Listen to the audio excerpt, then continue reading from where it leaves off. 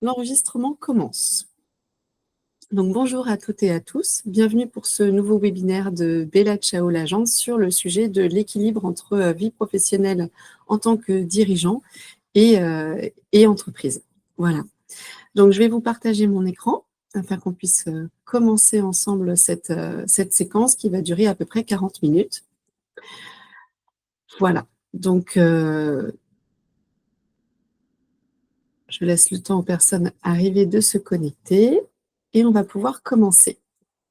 Donc, bienvenue à toutes et à tous pour parler de ce sujet qui est extrêmement présent dans notre société, en tout cas sur le sujet de l'équilibre, et d'autant plus quand on est une femme dirigeante, comment on peut assurer un équilibre entre sa vie de femme, sa vie de maman peut-être, sa vie d'amis, d'enfants, et en même temps être pleinement performante dans les méandres de l'entrepreneuriat. Donc, c'est ça qu'on va évoquer aujourd'hui. Déjà, en préambule, je tenais à partager avec vous quelques chiffres qui permettent de poser le cadre. Il y a, en tout cas, en 2019, une source de l'INSEE, 21% des dirigeants salariés sont des femmes et 39% des dirigeants non salariés sont également des femmes. Donc, c'est sur le statut des dirigeants, qu'on soit dans une SARL ou en fonction de son statut de société ou qu'on soit auto-entrepreneur, ça montre vraiment qu'il y a une grosse augmentation des femmes dirigeantes qui sont présentes aujourd'hui dans notre société française. On a également une grosse évolution sur les créateurs d'entreprises, puisqu'en 2022, il y a 43,7% des créateurs d'entreprises qui sont des femmes. Et donc, ça représente à peu près 378 300 entreprises qui ont été créées en 2022. Donc, c'est un constat qui est très important. Je tenais donc déjà à vous présenter un petit peu qui je suis et pourquoi je souhaite partager ça avec vous aujourd'hui. Donc, je suis Alexandra Lavarello et je suis la fondatrice de l'agence Bella Ciao. Donc, avant d'arriver dans le monde de l'entrepreneuriat, j'étais salariée d'un grand groupe et ma vie était surtout orientée autour du travail, des amis et des loisirs, à savoir sport, voyage. Voilà, j'étais célibataire sans enfant, j'avais une vie citadine, j'étais à Paris. Et il est vrai, je travaillais beaucoup, beaucoup, beaucoup, beaucoup.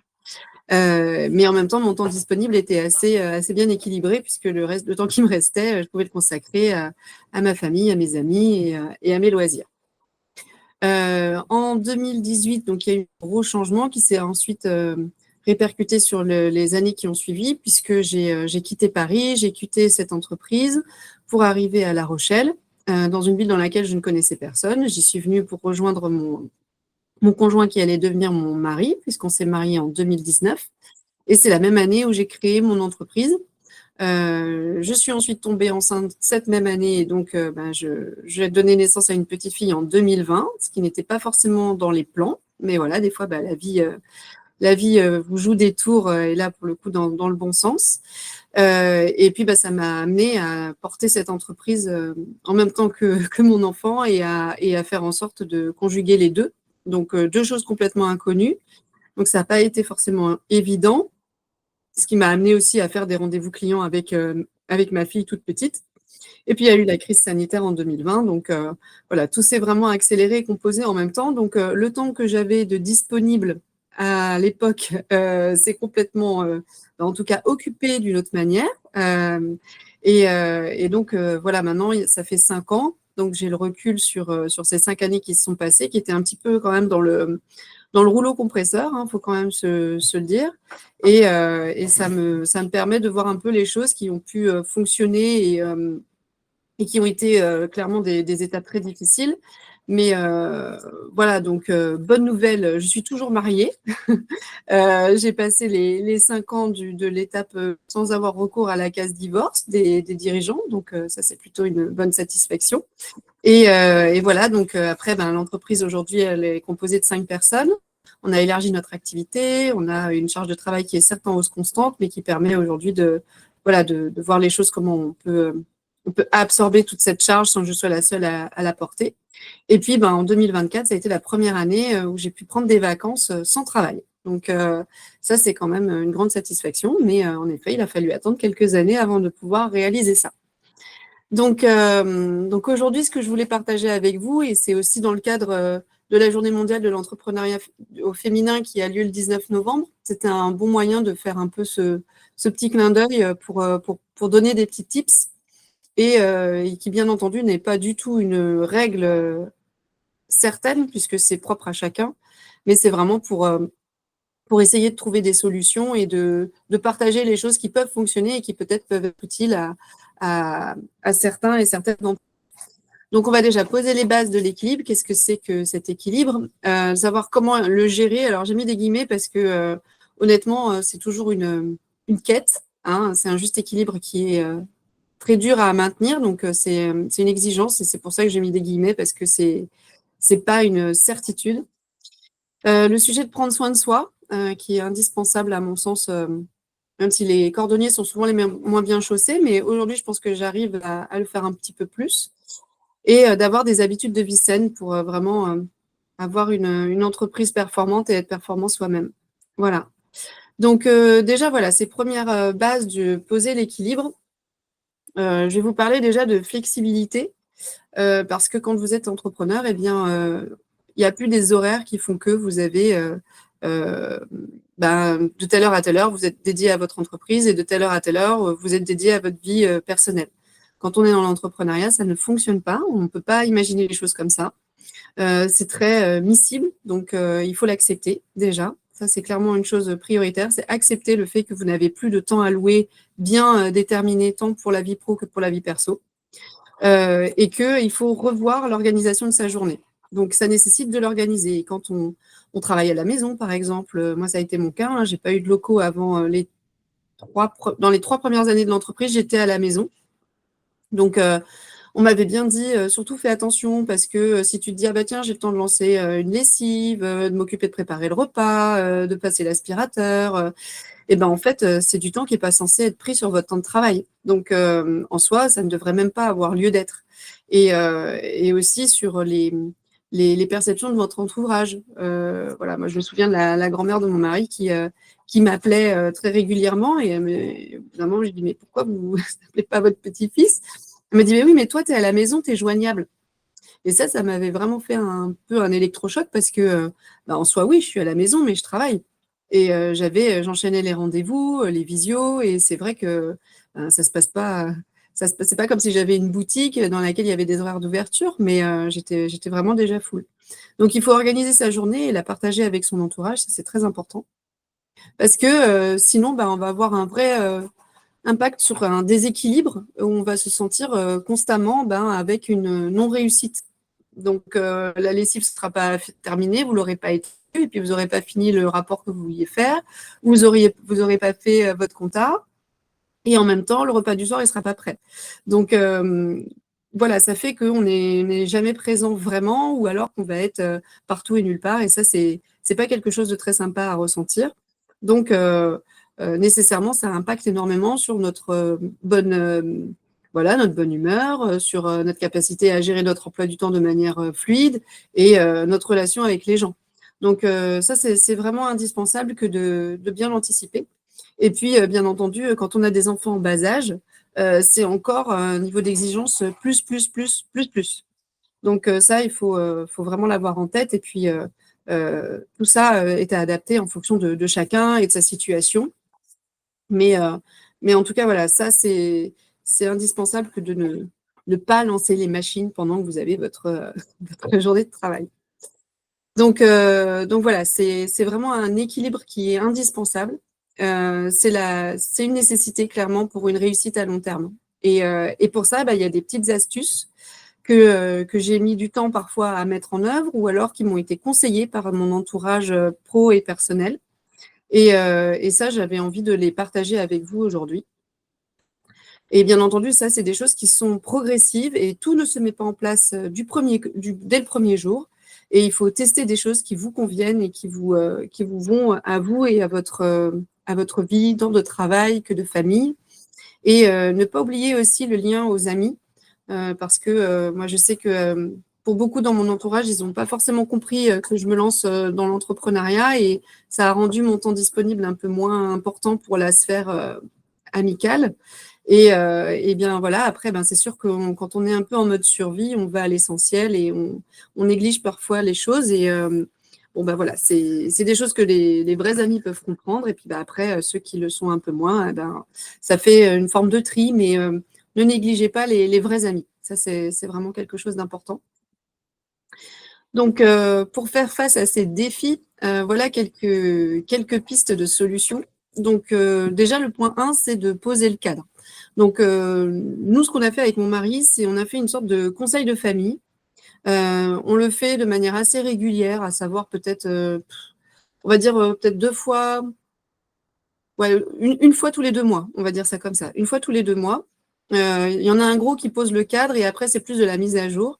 Mais c'est pour définir, voilà, comment on va s'organiser. Donc, en fonction de l'avancée de la vie de l'entreprise, on a posé des points clés, mais aussi par rapport à la naissance de notre fille qui était donc en bas âge. Donc, il y avait une répartition dans les tâches, tant de ménage, de vie logistique du quotidien, que aussi sur moi, le temps que je pouvais octroyer à ma vie pro. Quand on est entrepreneur, la sphère des réseaux professionnels est très importante. Donc, le réseau, il se fait pas en journée des fois. La plupart du temps, ce sont des petits déjeuners ou ce sont des dîners ou des rencontres qui sont en dehors du temps que vous avez planifié sur votre journée de travail. Donc, ça, il faut le quantifier. Et quand on est entrepreneur, clairement, on pourrait passer nos vies en rencontres réseau. Donc, il faut savoir les cibler, les canaliser et les quantifier. Donc, nous, on avait défini que c'était OK pour que je m'absente un soir par semaine et dans la limite de 3 par mois pour ne pas être tout le temps absente le soir, en tout cas. On avait aussi décidé que il y avait un nombre de jours de vacances et que il n'y avait pas de boulot pendant les temps de famille. Donc, pas pendant les vacances et pas pendant les week-ends, ni le soir. Donc, autant vous dire que les week-ends, c'était à peu près tenable. Les vacances, ça ne l'a pas été. J'y suis pas arrivée. Mais par contre, là où il a fallu être agile, c'est que si je ne travaillais pas pendant les temps de famille, ça voulait dire qu'il fallait quand même que je produise et que je fasse ce que j'avais à faire. Sauf que les horaires dits de bureau n'étaient pas suffisants pour la charge de travail que j'avais à faire, donc il a fallu que je trouve des solutions. Et là, ça va recouper avec un autre point, c'est aussi s'écouter quand on a envie de travailler. Donc moi, je sais que je suis performante le matin, donc je me levais avant que tout le monde se lève pour pouvoir travailler et j'avais 2 heures qui étaient quand même de grande production parce que j'étais en forme, parce que j'étais bien réveillée, que c'était mon moment pour bosser et en même temps, j'avais personne pour me déranger et j'avais surtout pas le téléphone qui sonnait toutes les 2 minutes. Donc voilà, c'était vraiment un moment de bonne performance. Donc voilà, donc moi j'ai ajusté ce cadre-là avec mon mari et on a adapté après les choses en fonction de l'évolution de l'entreprise et aussi de l'âge de notre fille. Voilà, donc de son autonomie, du temps disponible. Et j'ai toujours gardé le vendredi, je la gardais. Voilà, donc j'avais cette journée qui était censée être dédiée à être avec ma fille, mais on va pas se mentir, hein, dès qu'elle faisait la sieste, je me ruais sur mon téléphone ou sur mon ordinateur pour avancer et passer des coups de fil ou bosser. Ce qui en soi, je ne sais pas si c'était une bonne chose, mais en tout cas, je suis passée par cette étape-là. Et puis maintenant qu'elle est à l'école, j'ai le mercredi après-midi avec elle et elle fait de la gym et j'emmène mon ordinateur pour bosser pendant que je suis à la gym avec elle. Mais en soi, je ne sais pas si c'est aussi une bonne solution, mais quoi qu'il en soit, je fais comme ça parce que je n'ai pas encore trouvé la solution autre qui pourrait être encore mieux. Mais voilà. Donc ça, c'est pour le cadre des temps qui sont alloués. Ensuite, il y a le point 2, c'est la priorisation des tâches. Donc en fait, ce qui, moi, m'a été communiqué et donné par d'ailleurs ma conseillère à la CCI, que je salue, c'était de prioriser les tâches. Donc c'était de dire qu'est-ce qui est urgent et qu'est-ce qui l'est moins et qu'est-ce que je peux déléguer ou reporter. Donc ça, il faut être capable de pouvoir le décider. Ça fait partie de votre rôle de dirigeant ou d'auto-entrepreneur de pouvoir arbitrer là-dessus.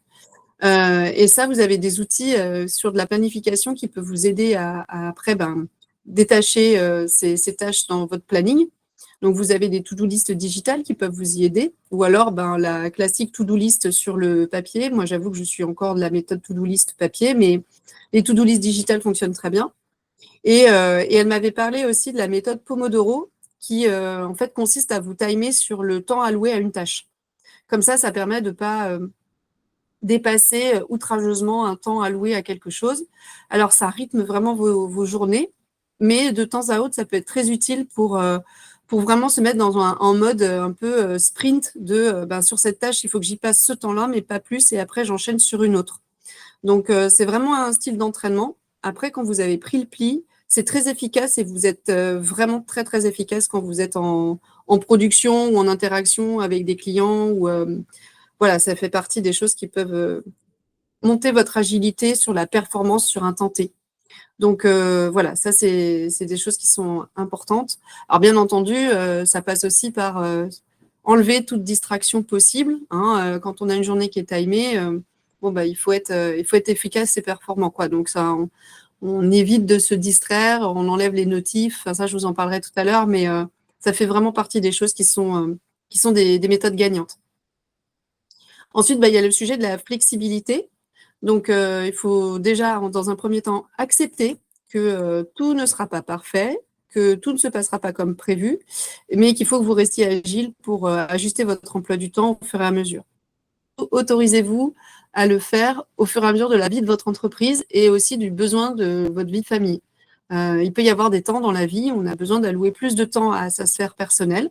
Ça peut être sur des moments joyeux comme sur des moments malheureux, mais il faut être capable de lâcher la vie professionnelle pour pouvoir ne pas passer à côté de ces moments-là. Donc, c'est sûr que c'est pas quelque chose de facile, loin de là. Mais pour éviter les regrets, il vaut mieux l'avoir en tête. Donc, gardez la flexibilité proche de vous et faites en sorte d'être agile de votre mieux. Voilà, donc ça fait partie des points qui sont, à mon sens, aussi très importants. Et puis, bien, la délégation et la communication, je pense que c'est vraiment le point clé, tant à la maison qu'au travail.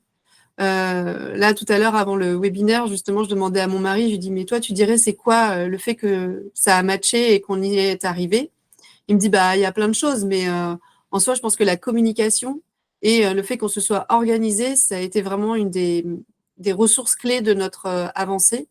Même si parfois, c'est vrai que moi, j'avoue, parler du planning de la semaine le dimanche soir, j'ai pas du tout envie, ou même le soir quand je rentre et que j'ai fait ma journée, j'ai pas du tout envie de parler planning, logistique, de qui dépose l'enfant, qui va la chercher, de comment on s'organise. J'avoue, ça fait partie des sujets qui me tendent un peu, parce que j'ai pas envie que notre vie ressemble qu'à ça.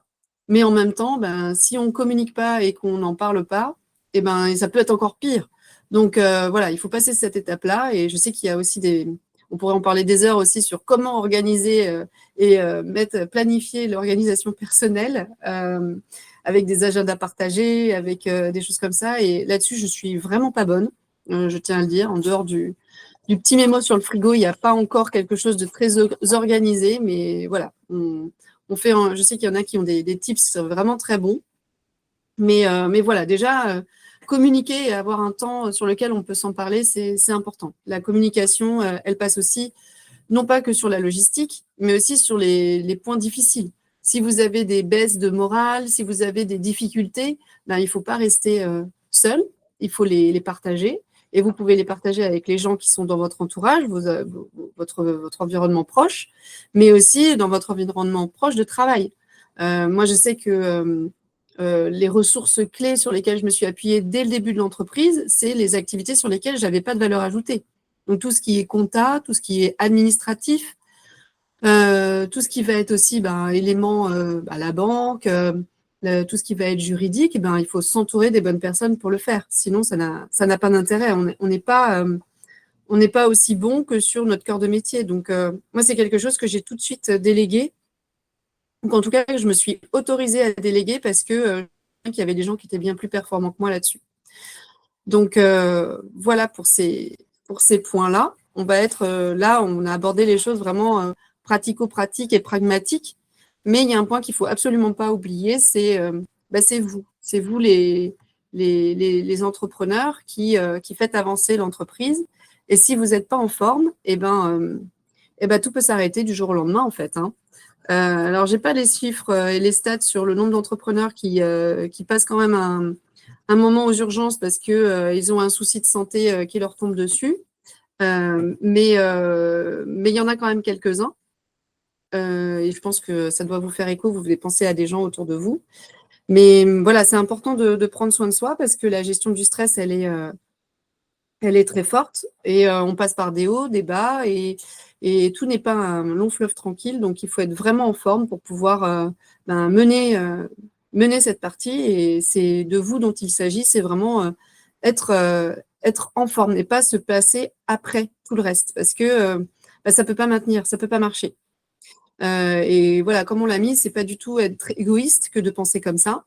Mais c'est juste que plus vous serez en forme, plus vous pourrez mener vos projets à bien, plus vous pourrez être présent aussi pour votre famille, pour vos amis, pour être efficace dans votre travail au quotidien. Et forcément, c'est indispensable parce que sinon, tout s'arrête.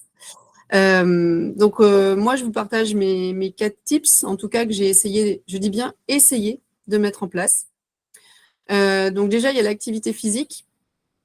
Donc, même quelques minutes, c'est déjà bien. Donc, de pouvoir faire avec un rituel, ça peut être le matin. Il y a des applis maintenant, vous pouvez faire du sport à la maison. Vous pouvez avoir des activités sportives qui sont programmées, que vous gérez quand vous le souhaitez. Mais en fait, surtout, mettez-le dans l'agenda. Parce que si vous ne le mettez pas, si vous ne le mettez pas comme quelque chose que vous faites de manière routinière, vous ne le faites pas. Donc ça, c'est assez terrible, mais il faut le mettre dans l'agenda. Essayez de pratiquer, voilà, de sortir, marcher, et puis de vous stimuler l'esprit et d'améliorer la bonne humeur, ça joue énormément. Donc l'activité physique, voilà, ça c'est un pilier.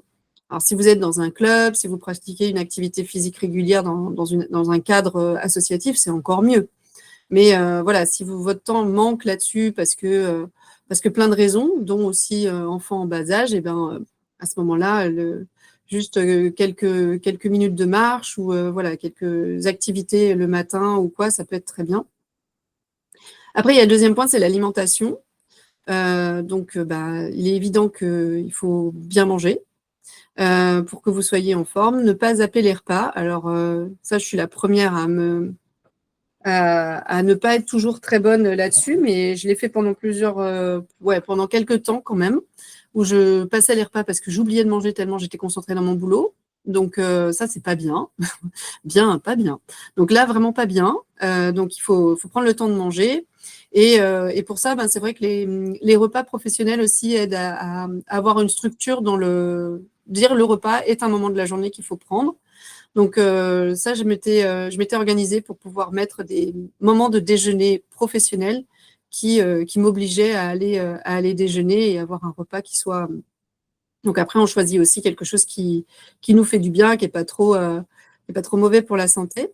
Donc ça, c'est hyper important. Troisième point, le sommeil. Donc voilà, ça c'est indispensable que d'avoir un bon sommeil et un sommeil réparateur. Alors après, chacun fait comme il a son rythme aussi, hein. Il y en a qui ont besoin de peu de sommeil, il y en a qui ont besoin de beaucoup de sommeil. Mais néanmoins, c'est quand même prouvé que si vous dormez peu et que vous avez une grosse activité et que vous ne faites pas d'activité sportive, ça peut avoir des répercussions sur le long terme sur votre santé. Donc voilà, il faut trouver l'équilibre qui vous va bien, mais ne négligez pas cette partie-là. Parce que c'est vrai que quand on dort peu, ou en tout cas quand on a une mauvaise phase de récupération, on peut avoir après des impacts sur nos émotions, sur notre créativité, sur notre capacité à agir avec lucidité. Donc c'est des choses qui sont indispensables dans votre vie au quotidien en tant qu'entrepreneur, mais pas que. Donc ça, il faut pas le négliger. Et puis ensuite, donc alors petite parenthèse sur le sommeil, mais voilà, nous on est des couche tôt, lève tôt. Donc couche tôt dit qu'à 22h, il n'y a plus personne, quoi. Donc en semaine, ne nous invitez pas à une soirée jusqu'à pas d'heure, on ne sera pas présent, ou alors on fera partie des gens qui partiront les premiers, au moment où les derniers arrivent, par exemple. Donc voilà, ça c'est. Et quand j'ai une sortie pour le boulot, par exemple dans la semaine, je fais en sorte de la placer le jeudi parce que c'est la fin de la semaine et que le vendredi, si je suis pas trop d'équerre, ça va, ça passe quoi. Mais pas en début de semaine, voilà, très rarement ou vraiment si c'est avec un gros enjeu sur le mardi par exemple. Mais voilà. Donc ça fait partie des choix aussi qui sont arbitrés.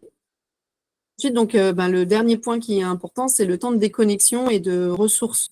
Donc, en fait, il faut s'octroyer ces moments-là, dans la mesure du possible, sans écran.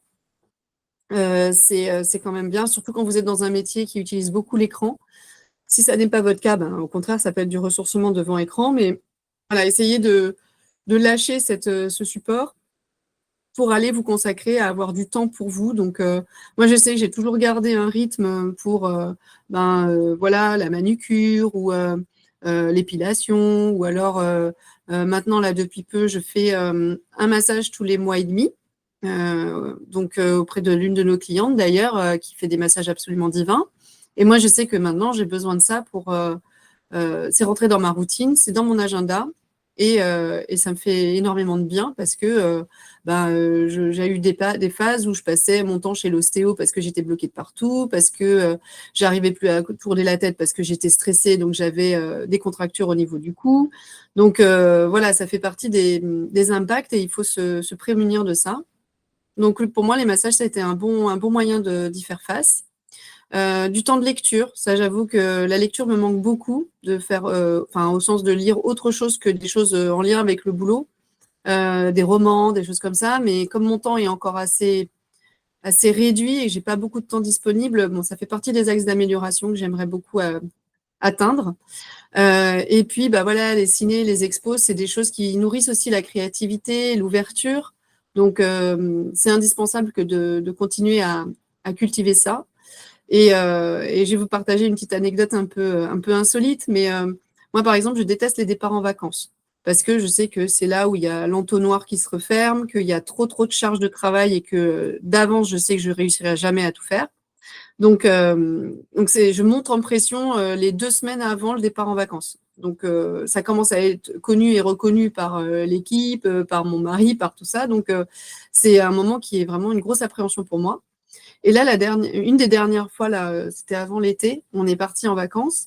Eh bien, j'ai la marmite était tellement pleine, une semaine avant, je ne voyais même plus par où je devais commencer, que du coup, parce que j'ai appelé mon mari, j'ai dit, écoute, là, j'y arrive pas. Est-ce que tu voudrais pas venir au cinéma avec moi? Et du coup, on s'est fait un ciné en pleine journée. Et lui, il finissait à 15h, donc on a pu aller au ciné tous les deux. Et ça m'a fait un bien fou. J'ai complètement lâché et voilà, on a été emmenés dans l'histoire du Comte de Monte-Cristo, celui qui est sorti le dernier. Donc, en plus, c'est de mon auteur préféré. Enfin bon, tout était aligné et parfait pour que je passe un bon moment. Et j'ai complètement oublié tous les trucs que j'avais pas à faire. Le monde ne s'est pas arrêté de tourner, personne n'est mort. Quand je suis revenue à la vie pour faire tout ça, et j'ai pu voir de manière plus éclairée mes tâches qui me restaient à faire avant de partir en vacances. Donc voilà. Et puis ensuite, eh bien, voilà, ça c'est vraiment propre à chacun de votre organisation. Et puis ensuite, donc voilà, là il y a les quelques bonnes habitudes que on va pouvoir échanger durant cette séquence. Donc, sur les choses qui peuvent être des petites habitudes quotidiennes et faciles à mettre en place, c'est donc la gestion du stress. Comme je vous l'ai dit, ça fait partie des choses qui sont inévitables dans l'entrepreneuriat, et chacun est avec une gestion qui va lui être propre. Donc ça, c'est à vous aussi de bien vous connaître et de ne pas vous mettre dans une posture de super entrepreneur qui réussit tout et qui wonder à fond. Pas du tout. Donc voilà, connaissez-vous bien, évitez d'aller jusqu'à l'épuisement. Le burn-out dans l'entrepreneuriat, on en parle quand même beaucoup moins, mais il existe. Donc voilà, ne le négligez pas. Donc vous pouvez pratiquer l'activité physique dont je vous ai parlé tout à l'heure, mais aussi il y a de la méditation, des exercices de respiration qui peuvent vous aider à relâcher aussi la pression, et les micro-pauses, voilà, pour vous sortir de votre activité entre deux tâches de la technique Pomodoro dont je vous ai parlé tout à l'heure. Ça peut vous aider justement à faire une pause, à vous ressourcer et à repartir avec un œil un peu plus neuf. Voilà. Quitte à ce que ce soit le tour du quartier en marchant. Hein, voilà, ça c'est des choses qui peuvent être très très efficaces. Ensuite, vous avez l'organisation de la journée. Donc ça, c'est vraiment un point qui est important. qui peuvent des habitudes quotidiennes dont je vous ai parlé, voilà, qui permettent d'organiser votre journée entre les choses qui sont de votre sphère pro et les choses de votre sphère perso. Essayez de les dissocier du mieux possible et d'accorder des plages de temps qui sont dédiées à différentes activités. Par exemple, voilà, comme je vous l'ai dit, moi, je suis vraiment du matin. Donc, en fonction de chacun et de vos pics d'énergie, vous réservez, par exemple, bah, voilà, la matinée pour le travail intense et l'après-midi pour des rendez-vous qui peuvent être plus de rencontres avec des gens ou des réunions. Ou voilà, ça permet aussi de trouver cette... écoutez-vous sur votre énergie. Voilà. Ensuite, bah, il y a le réseau, être bien entouré et partagé avec ses pairs. Ça, c'est vraiment quelque chose d'important. N'hésitez pas à aller dans des réseaux professionnels pour partager et échanger avec des personnes qui partagent les mêmes problématiques que vous. Dites-vous que vous n'êtes pas tout seul, hein, que si vous l'avez ressenti une fois, il y en a d'autres qui l'ont ressenti déjà 1000 fois. Donc, n'hésitez pas à aller partager ça et oser en parler, parce que ce n'est pas une honte que de dire qu'on a du mal à trouver son organisation, à régler sa logistique interne au sens sphère personnelle. Donc, voilà, il y a toujours quelqu'un qui va avoir peut-être une bonne pratique, qui va faire écho pour vous et qui va être la bonne solution pour vous. Donc, n'hésitez pas à le partager. Vous avez aussi des associations de mentors, d'anciens dirigeants qui proposent d'accompagner des entrepreneurs, que ce soit des jeunes ou des nouveaux. Ou voilà. En tout cas, il y a une forme de mentorat qui existe. Il y a des associations forcément qui doivent exister dans votre département ou dans votre ville. Et puis, bah, ça permet voilà, d'avoir des échanges et de garder le moral.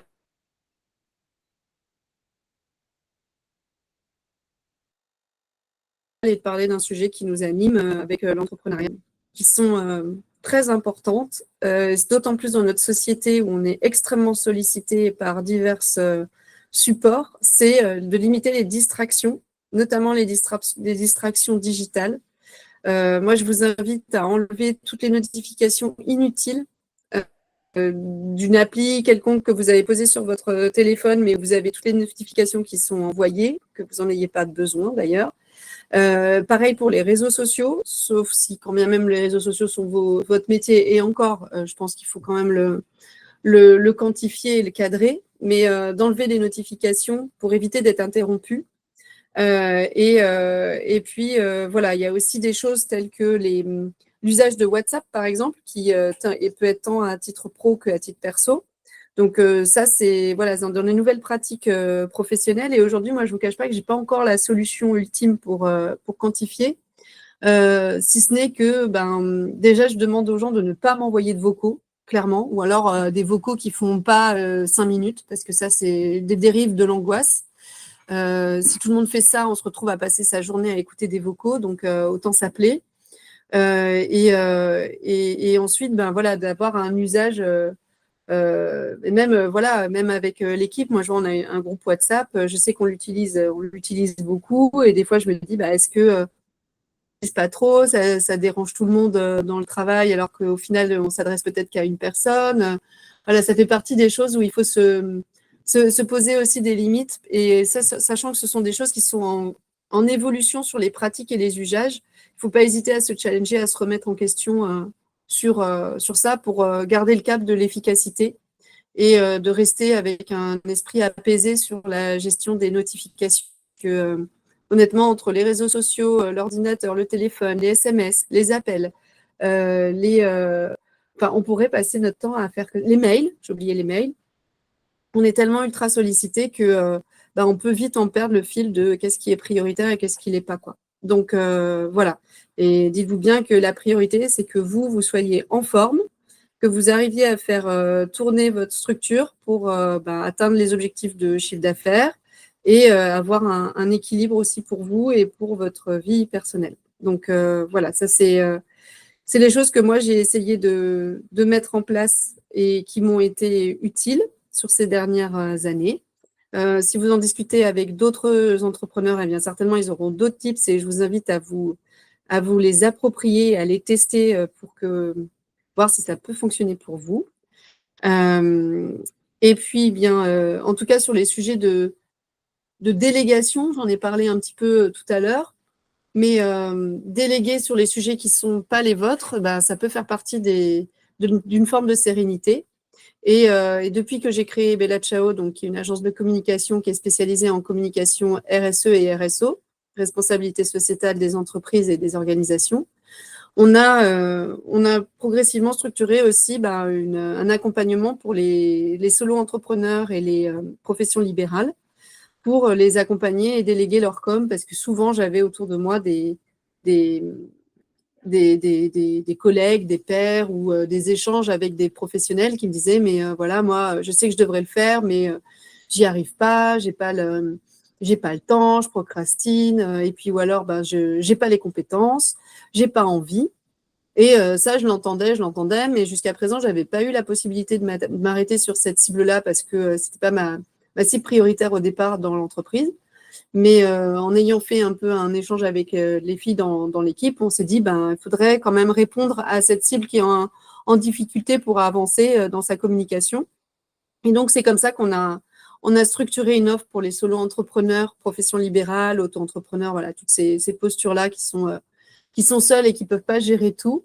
Et donc, on a structuré une offre avec, on l'appelait Boost ta com, pour avoir un accompagnement sur les réseaux sociaux à raison de 4 posts par mois sur 2 réseaux sociaux différents, jusqu'à 2 réseaux sociaux différents.